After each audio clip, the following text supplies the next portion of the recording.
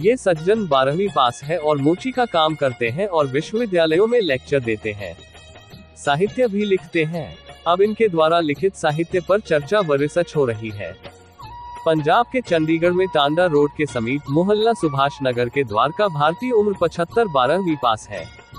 घर चलाने के लिए मोची का काम करते हैं। सुकून के लिए साहित्य रचते हैं। भले ही वे 12वीं पास हैं, पर साहित्य की समझ के कारण उन्हें वर्दी वालों को लेक्चर देने बुलाया जाता है। कई भाषाओं में साहित्यकार इनकी पुस्तकों का अनुवाद कर चुके हैं।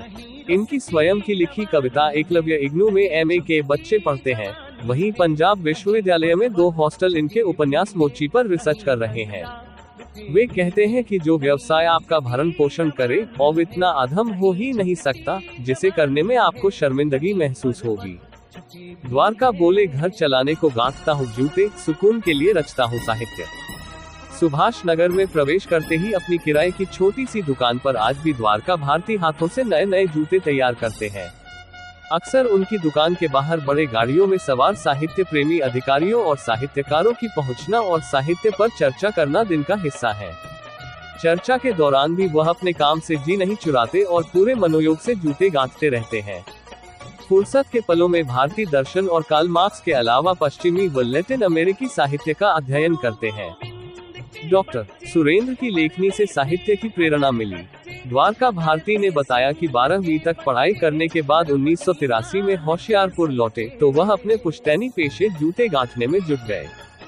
साहित्य से लगाव बचपन से था। डॉक्टर सुरेंद्र अज्ञात की क्रांतिकारी लेखनी से प्रभावित होकर उपन्यास जूठन का पंजाबी भाषा में अनुवाद किया। उपन्यास को पहले ही साल बेस्ट सेलर उपन्यास का खिताब मिला। इसके बाद पंजाबी उपन्यास मशालची का अनुवाद किया गया। इस दौरान दलित दर्शन, हिंदुत्व के दुर्ग पुस्तक लेखन के साथ ही हंस, दिनमान, वागर्थ शब्द के अलावा कविता, कहानी व निबंध भी लिखे।